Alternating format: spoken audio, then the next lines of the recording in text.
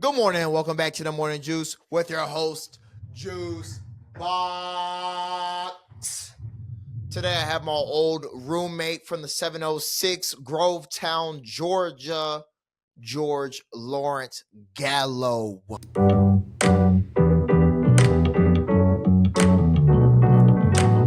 Powered by Riverside.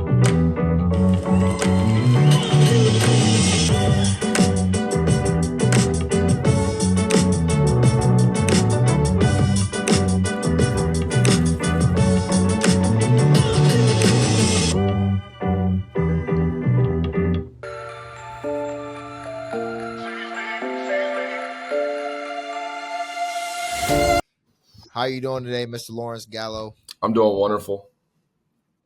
Hey, I like the trapezoid ceiling you got. Is that just for the fan, or do you think that's for the exterior as well? Man, I ain't got a clue. This is a rental. So, you're on the morning juice. How bad have you been dying to get on the morning juice? Just go ahead and let the audience. I mean, I've been itching. The audience should know that this is Augusta little matchup here. Little Augusta back up. Grovetown. I was 30813 for a while. That was If you me. didn't. I was 30813 Whole for a life. while. 18 years. Pull up to the Kroger, exit 190. Come on now. Kroger. Hey, Kroger really got the chocolate milk for real. I ain't gonna lie. Always stocked. Boy, stop playing. Lawrence, I appreciate you taking time out your Sunday. I know y'all. Did y'all just have an away trip? No, we actually had a home series here. Just got the Home suite. series. Okay. Little 3-game sweet. For real. Hey. It was nice. Mop, don't stop. You feel me? Hey, that's nice, bro. I'm glad you're on the winning side of things. It's probably the culture been going crazy. Did y'all hit up Auburn at all? A bunch of guys did go out. Y'all stay local? Not really. Auburn's like a like a 30-minute drive. Yeah. It ain't bad. So y'all just go out there and see what the other baseball team talking about. Maybe get some of the football guys, hang out just a hair. Yeah, the basketball team was out there. Their basketball team's like ranked number 1. Are you for real? Yeah, they're like grody, like nasty. I'm about to get out to Alabama, you feel me? I'm meeting this guy on my way to the Mud Monsters, April, I think 19th to 21st, 22nd. I'll be there. I'll be there for a few days, Gallo. It's gonna be nice. So I hope you ain't mad. It's gonna be nice. Oh, you miss me? I hope you don't mind me being there for a few days because I've already planned it out that I think I'm leaving on the 16th from here. I think I have to be at the Mud Monster Stadium on the 25th. So I think I'm going to ask my mom for a hotel room on the 24th and see what's good. Hopefully get host parents on the 25th and then report then. But like I said, leaving on the 16th from Hickory, North Carolina. Going to go see my parents for a few days, maybe a little longer. Then I'm going to go see Lawrence Gallo, who is our special guest today. Gallo, can you please give us some background on how we know each other and kind of where you're at now and what your career path has been? I would say we know each other from a complete game. Complete game. CG. Matt Childers, complete game. Adrian McClatty. I think that's really where it started. I was around the block on the 18 with them for a while, and then we went CG, did that. I'll never forget. First tournament with Josh, absolutely cranked a home run. And he was playing up. And so that was nice. Always had that juice in the bat, like that juice box. But then it's funny because we didn't even really do nothing. We were like school friends on the baseball field. You know what I mean? Mm-hmm. We knew each other. For real. We exchanged pleasantries. We would just show up and compete. Just always wanted to win. That was nice. And that's just how it was. Had a friend at elementary school that was in the same neighborhood. So I would see you there. That was like the origin story. And then really just didn't connect until after my second year at JUCO. Whenever I was on that whole recruiting tour. And so where'd you go JUCO at? I went to Cleveland Community College, Shelby, North Carolina. About an hour west of Charlotte. And where'd you start at? Was it Grovetown? Grovetown High School. Grovetown High School in Augusta. Then went to JUCO and Cleveland Community College. And where'd you prosper from there? I committed to the Lenore Ryan Bears. Had a very nice recruiting campaign. John Grigg hooked me up really nice. First year coach there. And then I joined LR, and I don't have a second guess in my mind. I enjoyed my time there, and went LR for 2 years, graduated, nice bachelor degree, got that mounted on the wall, and now I'm getting my master's here at Auburn University at Montgomery. Okay. So, going from those two colleges, is it definitely a culture change, or are you kind of still seeing the same guys that you still saw at LR and JUCO? Hey, I would say it's a really cool story for me, especially with a bunch of summer ball that I've been in. I've been to a different We'll get league. into that later. Okay, We'll get into okay. some all later. But we'll tap in. I'll just say I've been to a different league every year. I'm kind of one of those guys that likes to, just go experience new things and learn. I like learning. Elmer's. Boy, nickname Elmer's, glue guy. But it's been a culture shock everywhere I go. I wouldn't really say a shock, but it's nice different pieces for what I look forward to. Maybe something where I was lacking in, JUCO, LR gave to me, and then something that I was kind of lacking there, Auburn University Montgomery is given to me. I'd say JUCO guys were really hungry. I had in the fall, we started out with 120 guys. And then by the springtime, my freshman year, we had 55-man roster and everybody was just hungry to win. Now, there was probably about a group of about 30 guys that really wanted to work. And that was a big difference because, I had my guys in the bullpen that I like working with. Shout out my guy, Avery Bridges, big time guy. He's at Gardner Webb now. Bridges. And then when I got to LR, it wasn't just 30 guys. It was the whole team. That was nice. The culture was built.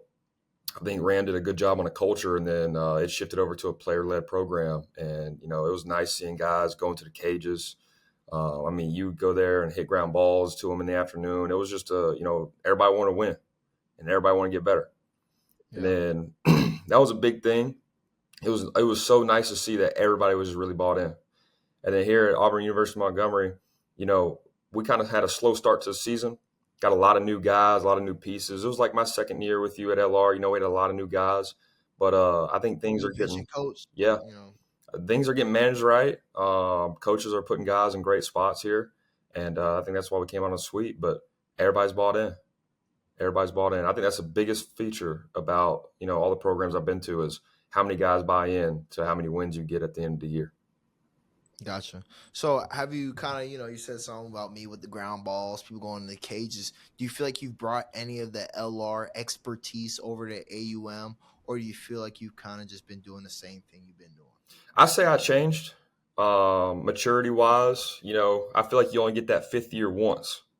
And I kind of looked at it and paved my way the way that you kind of taught me at the house and on the field last year. It's just be a leader. Be that veteran guy that they look to, molding the young guys and teaching them up, coaching them up, telling them things that they, should and shouldn't do and how to learn from their outcomes and outings. Really just stepping up and just, even good days, bad days for myself, but always being level-headed. I think that's the biggest thing that I can do because when you're at the top, everybody's going to look at you, especially with that, class-wise, freshman, sophomore, junior, senior, don't matter. Everybody's going to look up to you because you got the experience. So carrying it day in, day out with the disciplined approach, I think that's one thing that LR really got me good with is having that disciplined mindset. And so bringing that to the field every day and showing it to the 19 other guys in the pen that I got is a real key feature for me. Yeah, and that's a specific number right there that you use 19 guys. So it really shows that you truly care. You didn't just say 20. It was 19 other guys. You probably make 20, which is perfect, man. So I'm glad and that you're taking everybody with originality. Everybody's someone. Always. I think some people kind of forget about that everybody's someone, and someone is you sometimes. That someone is you sometimes. For real. So when you're treating other people, when I was a freshman, how do I want to be as a fifth year as that perspective to that freshman? Same with a sophomore, junior, senior that maybe doesn't have a fifth year, So I'm glad to be hearing this. Me and Gallo have had some crazy times. I'm a very passionate and emotional guy, and sometimes it gets the best of me. Me and Gallo has had a yelling match, but he doesn't remember it. I think maybe I'm the only one that remembers it, and I might be crazy in my head, but it might not be a lesson. It's just an experience that he has encountered that now has made him to who he is today. And honestly, it's just, I'm about to cry over here hearing what you're saying. on this podcast. I don't know if you're just saying it for the podcast or this is actually just from the heart. No, it's Man, from the heart, man. It's from the heart. I'm proud of you. I would say that yellow match, I don't really think that was a yellow match. I think that was needed. I think at the end of the day, the spot I was in, it was kind of a little low spot for me in life, and I needed that pick me up. And some guys need it to be, soft, kind of gentle parenting, what they say. But I needed that tough love. I needed that real, that reality check. Let them know. You don't get that all the time. Yeah. Who else did that to you that year? Who else? No one. I mean, there was some guys that tried, but there was nobody that really knew me. And I think that's a big feature about, you got to learn your teammates. You got to really learn your teammates, learn their background and who they are truly as a person. And you knew that I love to compete and I want to win no matter what role I'm in. And you gave me that nice little reality check, and I woke up. So Lawrence Gallo, could you please give us your repertoire? We got the background information. Give us kind of what kind of pitcher you are, what's your rotation looking like? What do you see yourself as an overall pitcher? Let's go repertoire, rotation, slot, experience level. All right, repertoire. You know me, it's gonna be a heavy sinker, slider guy. Had a changeup, got a changeup going on. That's been a nice key. It's here more days than not. I like that changeup whenever it's on though. Slider's always been the bread and butter, and then really just ramping it up and chucking that heater. Rotation spot right now, kind of all over the board, just filling up innings where duty calls. I've been in the back end of games, usually for the my JUCO. I was always in the back end of games, 7, 8, 9. I really like those moments. I feel like the lights turn on and something inside of me turns on with it. I feel like every day I go out there to work, nobody in the stands, it could be a rainy day, don't matter where it's at, but I feel like that's where I get to shine. What was your last question? Experience level. I say experience level. They've been throwing around the word vet, most days than not. But it's been good. 5 years in high school, I had a few starts, and then JUCO had a few starts, and then moving from that starter role to the bullpen role, that was a big change for me. But I wouldn't change it for the world. I like going out there and just running up on a gun for an inning, maybe 2 innings, throwing up a 0, 2-0, maybe 3, and getting out of there. I like that. I'm a big strikeout guy. It's going to be a strikeout, maybe a walk here and there. Got to cut them out. But I love racking up those strikeouts. Yeah, gotcha. Yeah, definitely need those strikeouts. Everybody loves a good strikeout. Oh, yeah. So we'll kind of get into while we do the Playing Sports show. This podcast is The Morning Juice, brought to you by Playing Sports. The Playing Sports show on Instagram, Twitter, and TikTok. Gallo, could you please tell us, have you ever attended or worked baseball camps at the college, high school, amateur level? I have worked baseball camps. I love working baseball camps because as a baseball player, I went to baseball camps, and it's cool to be on the other side of the ball there.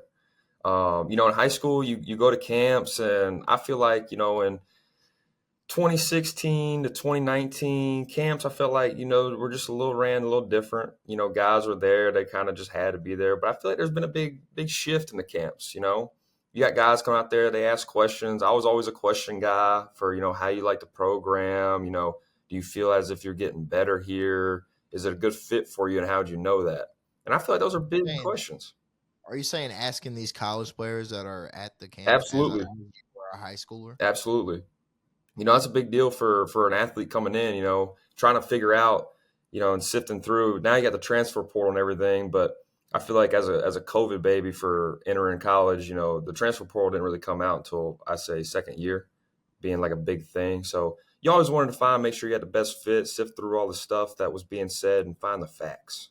But I work camps here. I work summer ball camps. I enjoy it. I love giving back. I love the game of baseball, and anything I can do to help the next upcoming generation get better and try to compete at a high level, that's something I'm always going to be willing to do.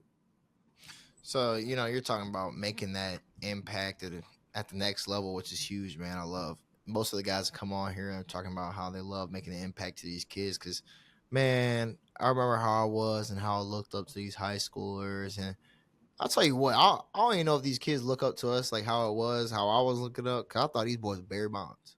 For I real. swear to God. And When I Ricky was Bill like, camps. boy, like what? Like literally, I'll be going in there. I'm like, yes, sir.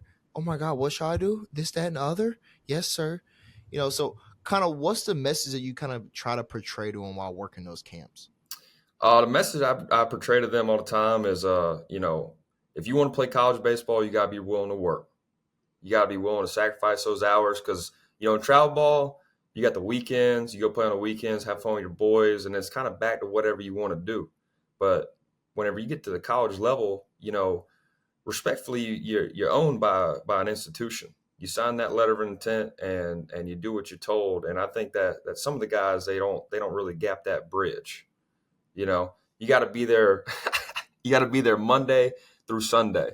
You might get an off day here and there, but if you're really begging for off days, that's what I tell them the most. I say, if you go to practice at high school and you don't really want to be there after 5 o'clock and your practice running at 5:30, maybe you should just kind of look yourself in the mirror and say, hey, maybe I should just try JUCO for a semester, see how I like it. Because it's gonna be a lot of hours.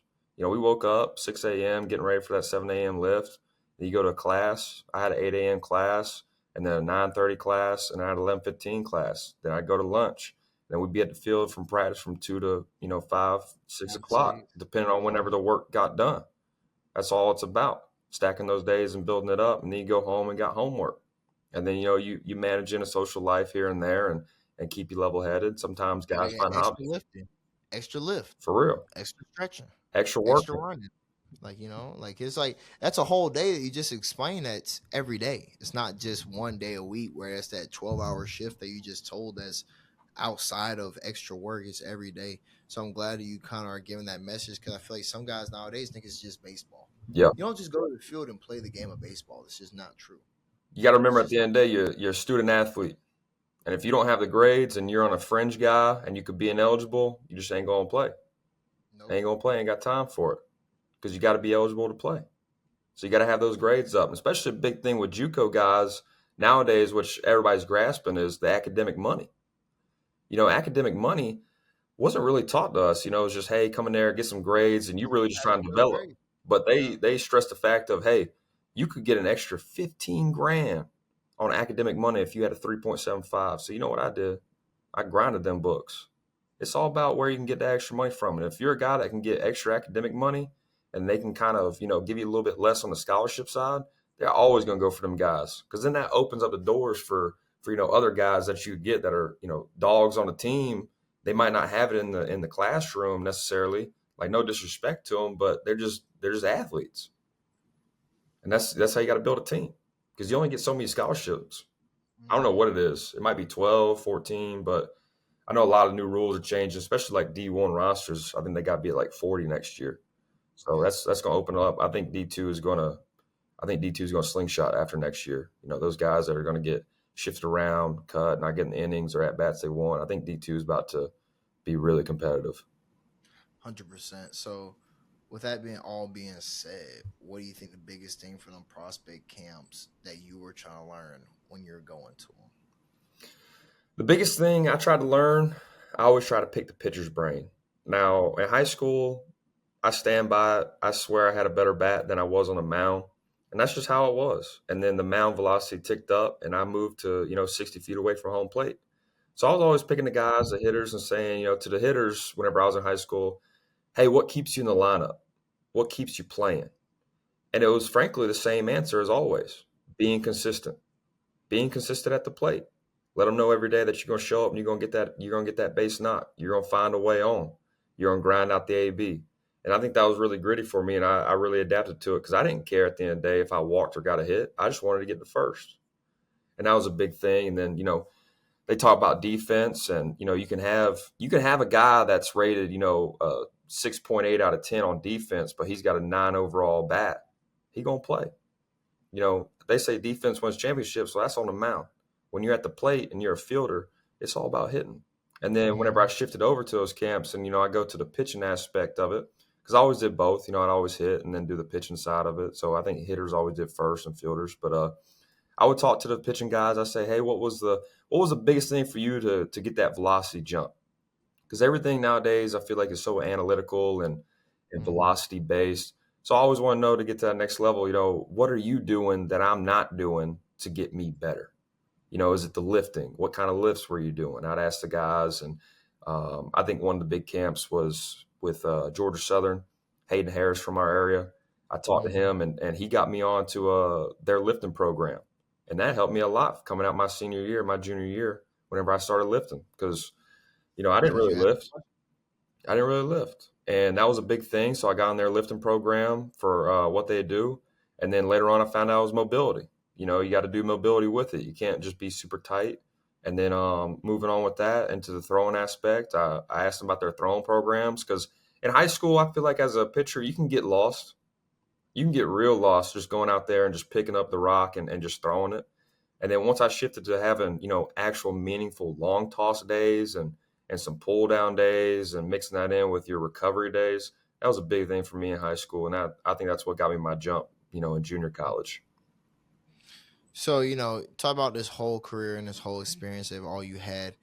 Right when you graduated high school, could you see yourself where you are now? If you were to ask yourself when you graduated high school, could you see yourself at AUM going from JUCO to all that? Could you see yourself at this spot? Absolutely not. Absolutely not. I remember I had something going on. I had a big summer, had a great summer going into that senior year. I threw a lot of innings, and I just kind of got overused. And I talked to my mom, and I was ready just, I guess, to be a normal just student. And she talked to me, and she said, "Well, why don't you just give JUCO a semester?" And then that semester turned into 5 years of playing.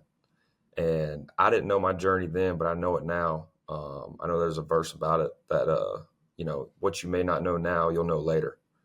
I did not know anything then. I was just a kid, just trying to figure out his own path, trying to figure out his own legacy, and get that going. And no, I did not see myself here. I probably Yeah. saw myself at the JUCO level, maybe getting a shot at a 4-year school, maybe not, maybe just ending it there. But really just finding that hard work, getting that fight every day, and expanding my journey to now.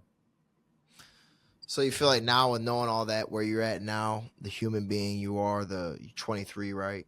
About to be 22, 20, 23 in 23. April. About to be 20. Yeah. I'm 24 in a few days. You know, so being where you are now, like, do you think your junior year self would be proud of you? I think my middle school self will be proud of me because really in middle school, I wanted to play college ball, and then the first years of high school, I was just enjoying the game. Just enjoying the game. I think I had my most fun playing ball my ninth grade year of playing JV. I don't know why, but the guys I talked to in the bullpen, they almost say the same thing. Just something about it. You're finally kind of at like the, I guess you could say like big boy stage. Whenever you're playing there, because a lot of guys, I feel like out of high school should have had an opportunity to play college, and they Mm-hmm. didn't. So I was just enjoying my time there, and I think that kid would be really proud. I think he'd be really proud of the progress he's made. Gotcha. Hey, man, big time stuff. So I'll kind of get into our quick questions portion because I love asking pitchers questions. Go to our first one. Would you rather face a lefty or a righty? I'd rather face a, I'd rather face a lefty, just lefty lefty matchup. I think that's pretty nice, but I do have a greater split against righties right now. Gotcha. Something Would you about that, rather pitch? something about that two seam slider mix. Ooh. Would you rather pitch on turf or dirt? I like turf. I like turf because I feel like you go out there on turf, there's never a problem. Especially a back end guy. You get out there sometimes on a dirt mound, it can be beat up. It can be really beat up, especially if you're on that double header game. So I think turf the wave. Now nothing's ever gonna stop me from a good dirt mound. That good dirt mound gets you going. Mm-hmm. And what is your favorite pitch to throw? Heater up and in. If you had to play another position, what would it be? First base. Real random. First base. You got that Ew. glove work on him. Boy, what? Come on now. Stop playing. I'd be Hey, DH. DH? I'd DH right now. You give me 2 weeks in the cage, I bet you I could go at least 2 for 10.